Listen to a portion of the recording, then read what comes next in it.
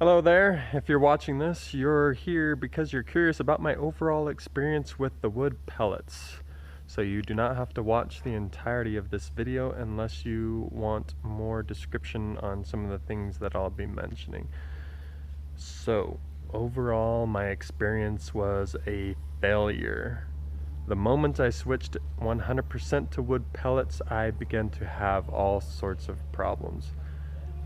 Number one, all 4 of my cats refused to dig in wood pellets, so that meant I had surprises on the top of the wood pellets.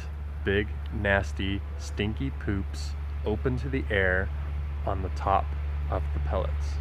Number 2, my gray cat Muna started to pee on the carpeting material that I had underneath and surrounding the litter boxes. After I removed that, she began to pee on the rugs and carpeting material that I had in my entryway. So that was a big problem, and that's when I gave up.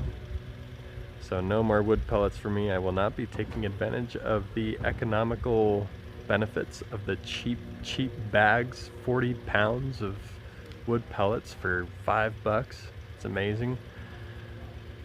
Some people like to compost with it. I wasn't going to do that, but there's lots of benefits to wood pellets. If you can get your cats to dig in it and bury their poop, you are steps ahead. Fantastic. Good for you. Good for your cats. So the biggest step you have now is how to manage your waste of your cats. Are you going to use a sifting box? Are you going to build a sifting mechanism that you dump your wood pellets into?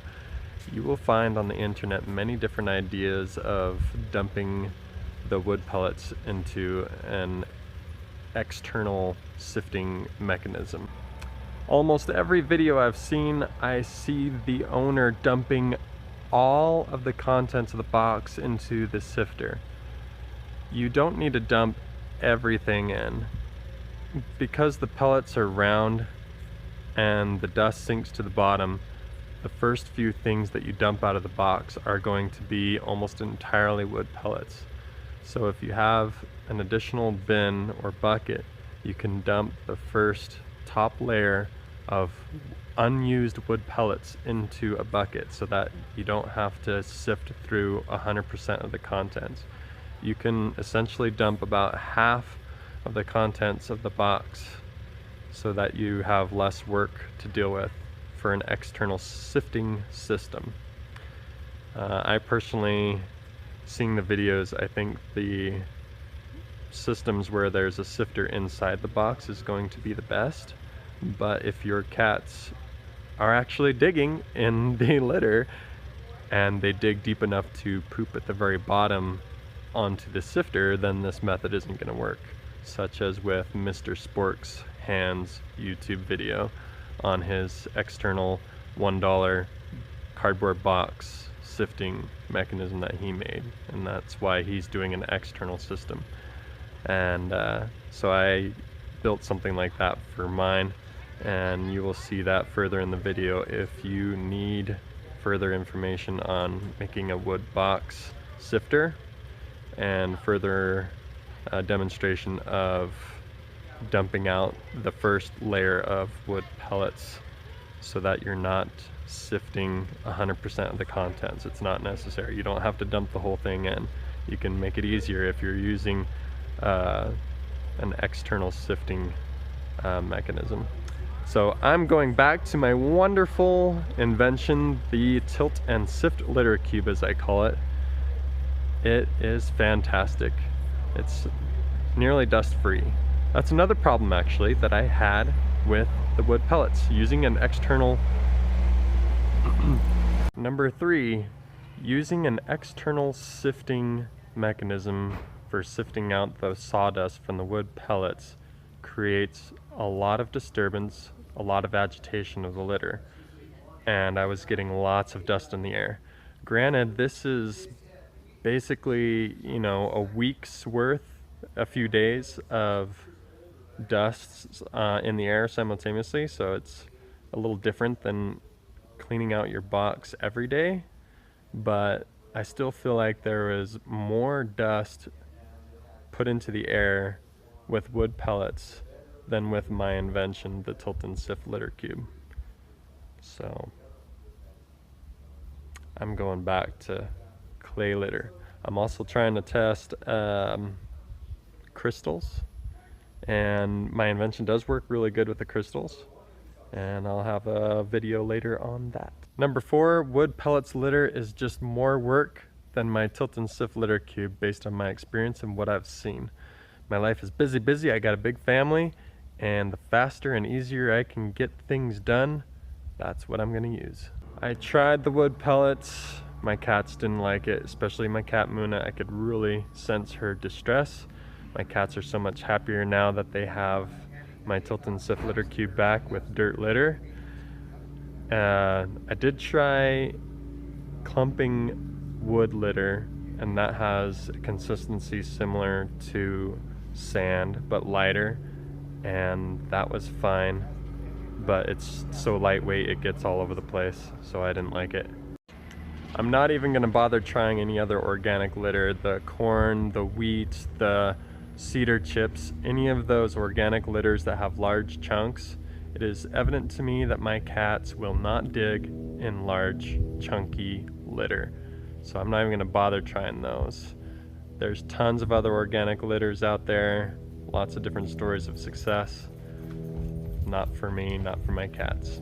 If you're here just for the conclusion of my experience, that's all I have to say for now. If you want further information, continue watching. Have a good day. Welcome to my blue bathroom again. We have the only wood pellets box in my house now. It's kind of like the emergency bathroom when the cats are in my room and too lazy to go to the normal boxes, or if the room door gets shut and they get trapped in here. I also have some water and some food there, so we're good. This Pampers box has been turned into a $1 hack for sifting wood pellets litter, inspired from Mr. Spork's Hands YouTube channel.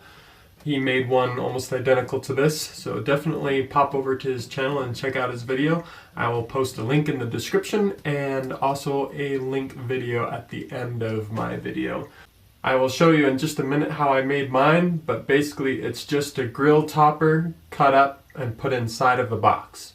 Mr. Spork's video, he uses some hardware cloth, and so if you do not want to go to the hardware store and are at Walmart or some other shopping center, you can buy the grill topper for less than $2 and fit it into a box. I have a little tip that Mr. Spork's Hands video did not mention that I would like to share with you now in regards to emptying the wood pellets and dust out of the box. Keep the sifter off to the side. We're going to use it later. We are not going to dump the entire contents into the sifter. The first bit you're going to pour slowly.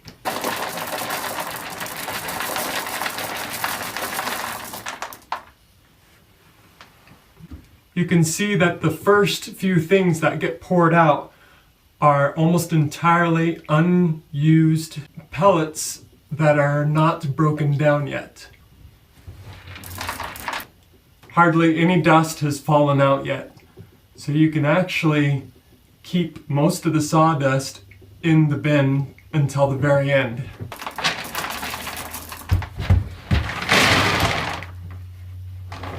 Off screen, I have a trash can. We're going to put our sifter inside of it, and then we'll proceed to pour the rest of it in.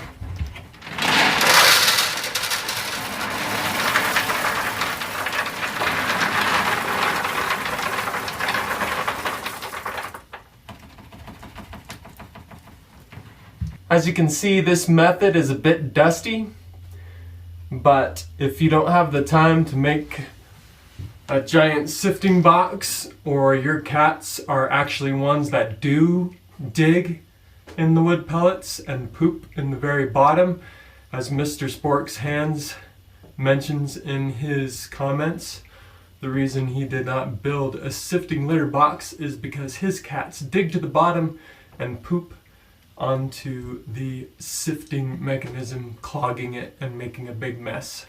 My cats don't dig at all. They just poop right on top, making a big stink. So this method, you will have less wood pellets to shake, less materials in total to shake.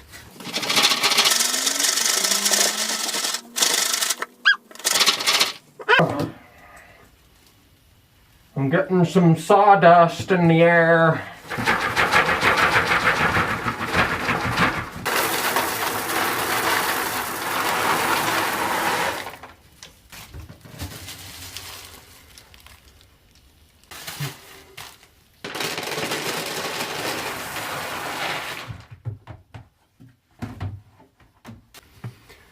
So there's quite a bit of sawdust in the air. There's lots of disturbance when you use this method of dumping back and forth. If your ultimate reason to switching to wood pellets is to eliminate dust, this method is not going to work. You're going to get lots of dust in the air.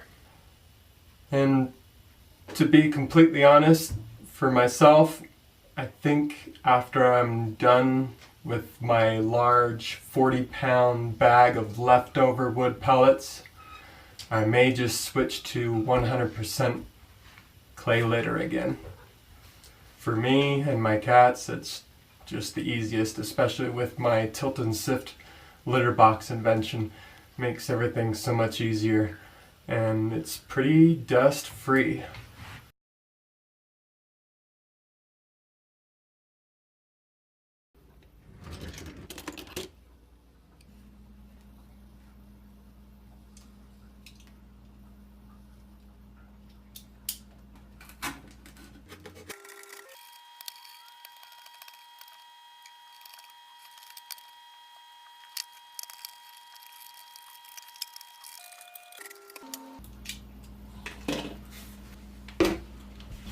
Now we're going to cut one of these grill toppers to the exact inside dimension of the inside of the box with the right tool.